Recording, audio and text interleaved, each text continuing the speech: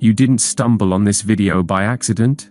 If you're watching this right now, the universe, God, the divine, whatever name you give it, has brought you here for a reason. I know you've asked yourself countless times, why would God, the source of love, allow my own mother, the one who was supposed to nurture me, to be the very person who hurt me, manipulated me, or belittled me?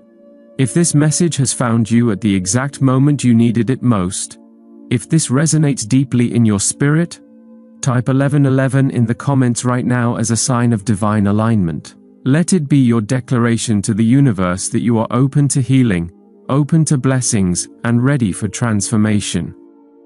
Before we begin, I ask you to support this space of healing, understanding, and spiritual awakening. Hit that subscribe button, turn on the notification bell, and give this video a thumbs up. It helps this message reach more chosen ones, just like you, who are on their spiritual journey of breaking generational curses and stepping into their highest selves. Now, let's dive deep into the 9 reasons why God allowed your mother to be toxic to you, chosen one. 1. To awaken you to your true identity as the chosen one. The first reason is simple yet profoundly life-altering. You were never meant to blend in with the crowd, to disappear into the background of ordinary existence. Your soul carries a sacred mark, an invisible signature of a higher calling that has been written into your destiny since before you were even born. But here's the painful truth. Those who are chosen are often placed in environments where their light is neither recognized nor celebrated. In fact, it's often dimmed, suppressed, or outright attacked. Being born into a family, particularly with a toxic mother, who could not see, honor, or nurture your divine essence, was not a coincidence. It was the crucible, the fiery furnace in which your spirit was tested, refined, and ultimately awakened. Without that contrast between who you are and the dysfunction around you, without that deep pain of being misunderstood or unloved, you might have never been forced to look within and realize just how different you truly are. You were not meant to inherit the patterns of dysfunction. You were chosen for a mission far greater than you could have ever imagined. A mission that requires you to first awaken to your true identity as the chosen one. 2. To break generational curses through you. You were not just born into your family. You were strategically sent there as the breaker of chains, the one destined to disrupt and dismantle generations of pain, dysfunction, narcissism, and emotional manipulation that have been silently passed down like heirlooms. Your mother, as painful as it is to accept, was often a byproduct of her own unhealed wounds, her own traumas, and the brokenness of the generations before her. But it was you, the spiritually awakened soul, who was chosen to stand in the gap and say, "This ends with me." It was never about punishing you, it was about positioning you. Your suffering was not random, nor was it in vain. It served as the divine spark needed to ignite transformation, not just within yourself, but for all the generations that will come after you. The healing that begins with you radiates backwards to your ancestors and forward to your descendants. You were sent to be the warrior of light, the one who turns pain into power and breaks the invisible chains that held your bloodline captive for far too long. 3. To teach you unmatched inner strength. There is a type of strength that no classroom, no mentor, and no textbook can teach. The strength that is forged in the fires of emotional and spiritual adversity. From an early age, you were forced into a position where you had to become your own nurturer, your own protector, your own provider of love, safety, and reassurance. While others experienced comfort, guidance, and unconditional support, you were often left to figure it out alone, standing in the wreckage of broken trust and emotional neglect. And yes, it was excruciating. Yes, there were moments when it felt completely unfair, like the universe had somehow singled you out for suffering. But take a look at yourself now. Look closely at the resilience that lives in your bones, the grit that runs through your spirit, and the unshakable endurance that refuses to let you quit. The storms you walked through didn't destroy you, they sculpted you into a spiritual giant. A warrior clothed not just in flesh but in wisdom, discernment, and an unbreakable connection to your higher self. Not everyone is chosen to walk this path because it demands a soul of uncommon strength and unmatched fortitude. Only the strongest are chosen for this sacred mission. 4. To force you closer to God, the divine source. One of the most painful yet profound lessons of having a toxic mother is being shown firsthand the limitations and imperfections of human love.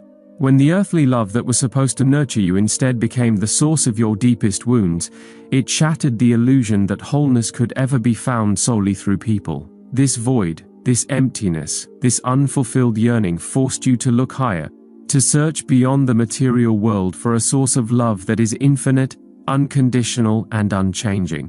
And in that sacred search, you were led to the divine source, God, the universe, the infinite creator.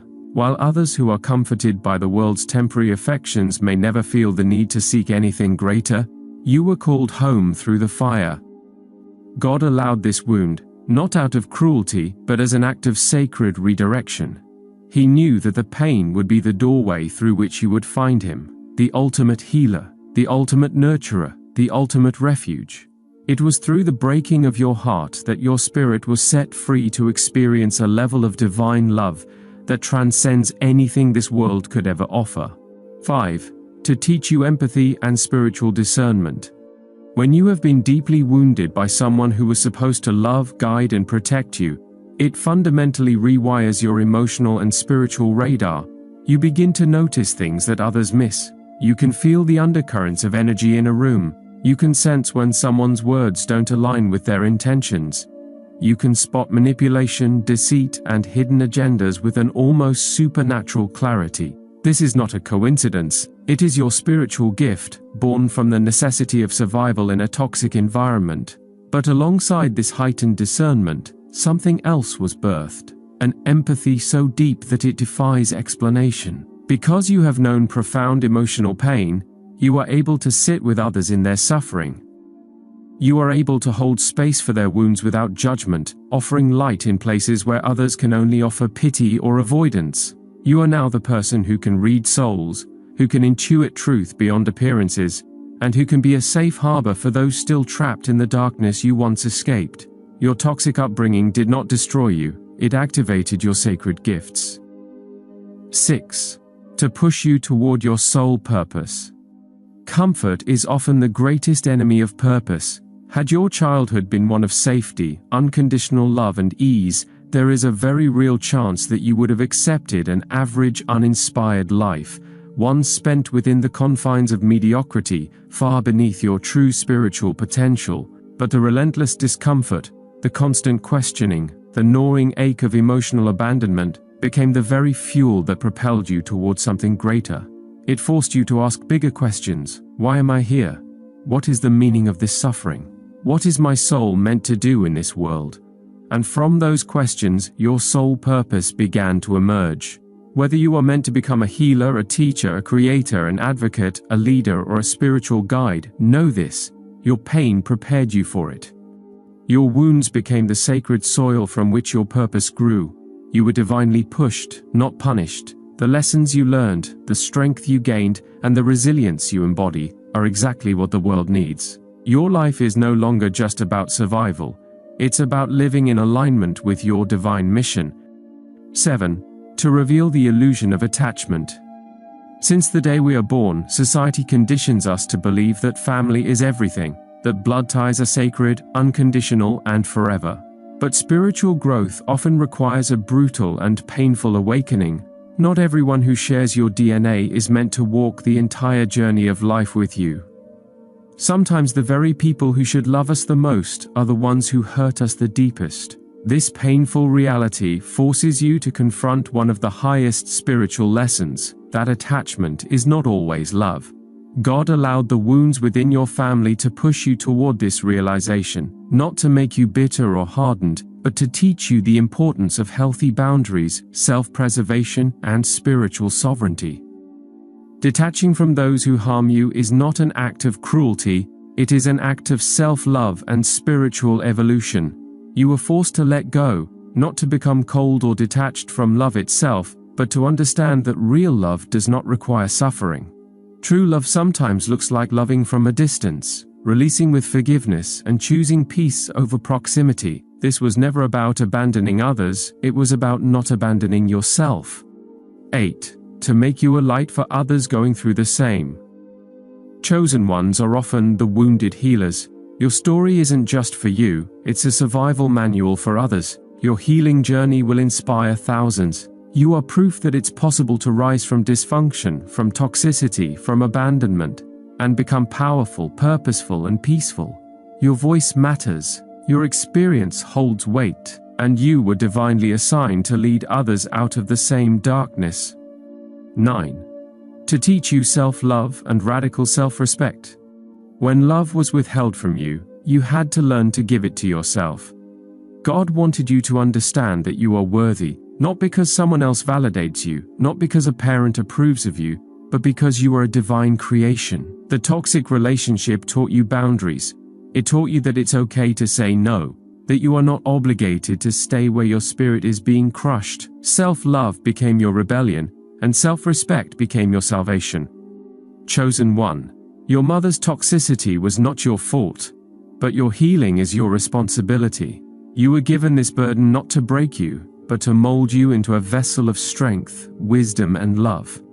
Look at you now. After all the storms, you're still standing, stronger, wiser, and more aligned with your divine purpose than ever before.